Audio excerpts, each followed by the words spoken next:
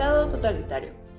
Surgió en las primeras décadas del siglo XX, tras un fracaso total e innegable del Estado liberal, con una ideología transpersonalista. En 1917 surgió el primer Estado socialista. ¿En dónde? En Rusia, dirigido e instaurado por Lenin. Posteriormente, en 1922, se conoció un Estado fascista en Italia, dirigido y creado por Mussolini. Por último, tenemos al Estado Nacional Socialista Alemán, dirigido por Hitler, el cual llegó al poder en 1933.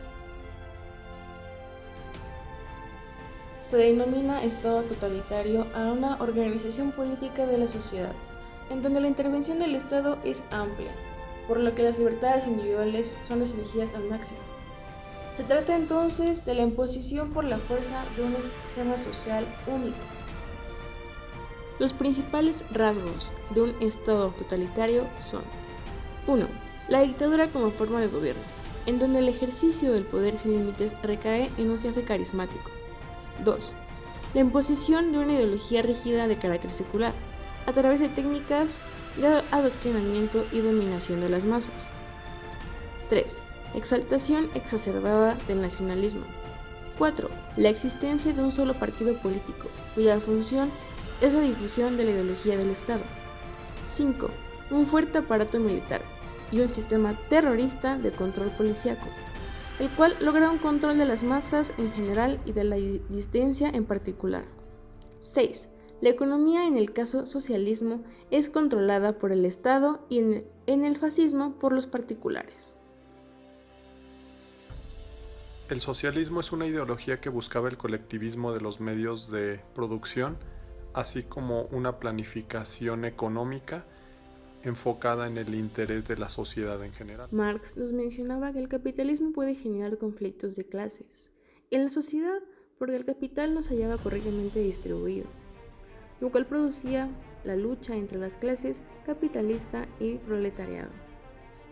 Para esto situaba una única solución, la cual es la revolución armada que condujera a la dictadura del proletariado, que consiste en el dominio de la clase obrera no sujeto a las leyes y cuyo fin es el aplastamiento de los enemigos de la revolución proletaria y el asentamiento de las bases de la sociedad socialista. En el socialismo, el Estado buscaba administrar la riqueza de forma igualitaria para todos los individuos. Buscaba también desaparecer las clases sociales, convirtiéndose en defensor y promotor de los intereses de toda la sociedad. Marx consideraba también que el trabajo es la fuente de satisfacción y creatividad de los seres humanos, que las acciones de los individuos deben tener el propósito de beneficiar a una colectividad. El socialismo, de acuerdo a Marx, era el paso previo a un comunismo, donde desaparece el Estado y todo aquel instrumento de dominación. Este socialismo inicia en 1917 con la culminación de la Revolución Rusa liderada por Vladimir Ilich Lenin y da paso como tal a la formación del Estado Socialista Soviético en 1922. Como generalmente sucede en estos casos, quien culminó la revolución se convierte en el líder del gobierno actual.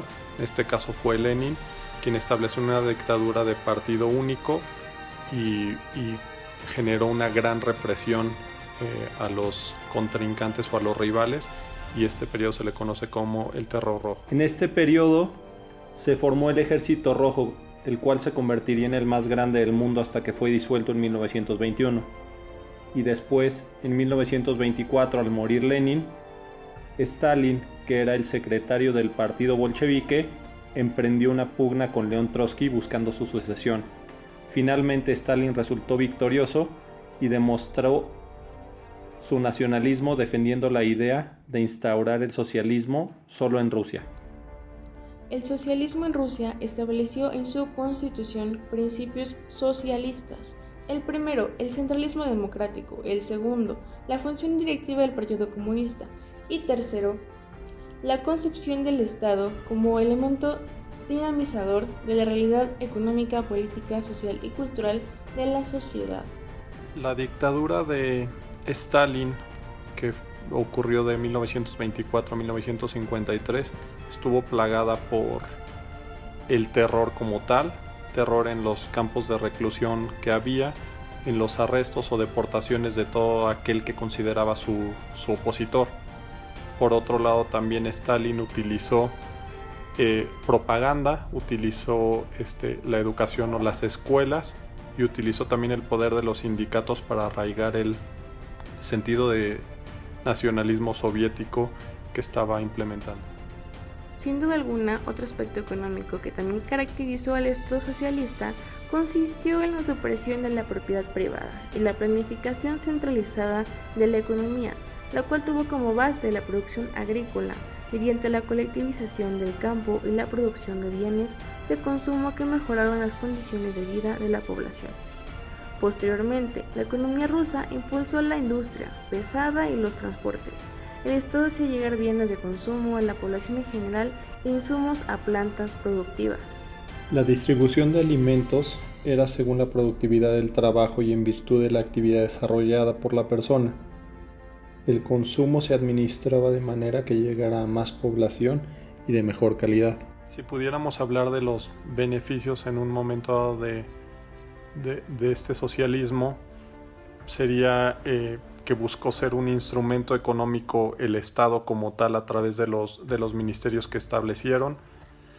Adicionalmente establecían un control de precios y salarios, y como se ha comentado, todo esto contribuyó al final para que en 1991 la Unión de Repúblicas Socialistas Soviéticas se desintegrara, lo que se conoce como la perestroika. Hablemos ahora del fascismo, el cual fue un movimiento político que surgió en los años posteriores a la Primera Guerra Mundial y la Revolución Rusa, para combatir el avance del movimiento obrero. El fascismo fue un movimiento político en el cual los principales postulados fueron la desigualdad entre los individuos. También negaban los intereses de clase y además no cuestionaban la propiedad privada.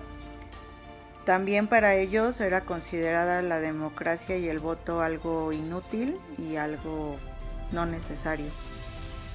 El fascismo contaba con una política expansionista y de espíritu militarista, es decir, adquiría más territorios y estimulaba la natalidad para integrar un ejército más grande, esto con la finalidad de que la nación fuera cada vez más fuerte. Era una base integrada por organizaciones de excombatientes que sufrían la frustración de haber perdido la Primera Guerra Mundial. Y además tenían el resentimiento de no haber obtenido suficiente reconocimiento a los sacrificios que hicieron, a la valentía que demostraron durante sus años de combate. Benito Mussolini reunió en él todos los poderes, fue investido de las facultades delegadas para legislar y así integró el Tribunal Especial para la Defensa del Estado. Adoptó el título de 12 o jefe y a través de un conjunto de leyes él disolvió los partidos políticos, anuló la libertad de prensa y también instauró la pena de muerte. La milicia fascista, mejor conocida como los camisos negros, aprovechaban los sentimientos de miedo y frustración colectiva para exacerbarlos mediante la represión y la propaganda. Los desplazaban contra un enemigo común real o imaginario, interior o exterior, logrando la unidad y la adhesión de la población. Algo que no debemos olvidar es que utilizaron la violencia, la intimidación y los asesinatos en contra de sus oponentes políticos y sociales. Para Mussolini, el Estado era el instrumento de los fuertes y la garantía de los débiles. Su lema era todo dentro del Estado, nada en contra del Estado y nada fuera del Estado. Mussolini centró sus esfuerzos en reorganizar Italia mediante una política económica de autoabastecimiento con la producción nacional. Con esto evitaba las importaciones y la salida de sus divisas. Asimismo, impulsó la agricultura y la industria, y esto es algo que se le agradece hasta el día de hoy. Aquí, los trabajadores y empresarios eran organizados en corporaciones sujetas a las directrices de Mussolini.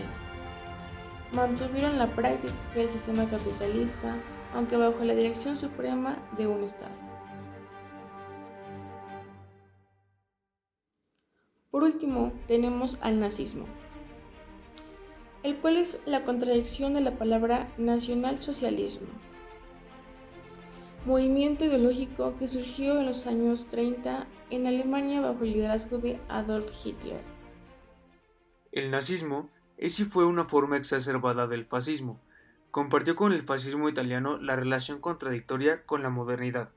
Es romántico, añora el pasado, pero también emplea la tecnología y la ciencia para controlar y manipular. El nazismo también compartió con el fascismo la posición nacionalista agresiva, la glorificación de la guerra y el servicio militar, el culto al líder como un principio básico, el uso extendido de ceremonias ritualizadas y reuniones políticas masivas para incitar a las masas y el uso irrestricto de la violencia política interna o el terror como los medios más eficientes de conseguir sus objetivos. En el nazismo existieron tres pilares ideológicos fundamentales: el racismo, fundado en el darwinismo social que proclamaba la superioridad de la raza alemana y declaraba inferiores a los judíos, a los de raza negra y a los que provenían de una mezcla de razas. Buscaba así conformar una identidad a través de la razón y el mito de la raza aria como raza perfecta. En el nazismo se implementaron políticas eugenésicas, de control de la migración, de eutanasia, esterilización forzada, selección de los adolescentes más capaces, psíquica y mentalmente, para ser educados como la élite que gobernaría a la sociedad en el futuro. Como segundo pilar del nazismo tenemos al nacionalismo, el cual exalta la cultura alemana y difunde el amor a la patria, a la cual debía subordinarse. El individuo se pronuncia en contra de las ideologías que tenían carácter internacional como el marxismo y el catolicismo.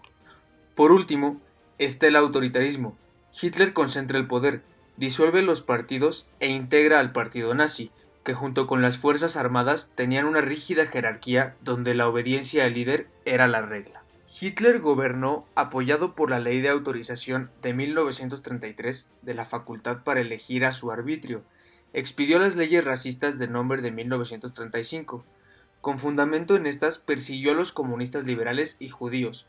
Unos eran recluidos en campos de concentración, otros eran eliminados de los hornos y eliminó los sindicatos. El culto a Führer a través de la propaganda en prensa, radio y cine y los desfiles militares fueron icónicos, pues fue una forma de exaltar su autoridad.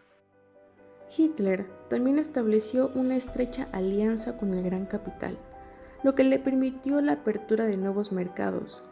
Para ello implementó un ambicioso proyecto de fomento económico a través del desarrollo de la infraestructura, redes de carreteras y ferrocarriles, canales tanto de riego como de transporte, combinados con incentivos y la expansión del gasto militar.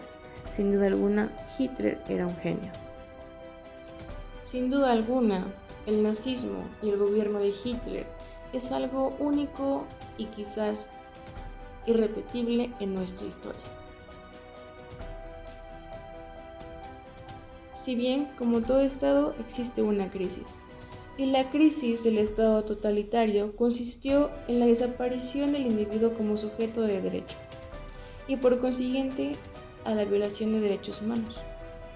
Sin embargo, el Estado totalitario consiguió y procuró legitimarse a través de instrumentos jurídicos,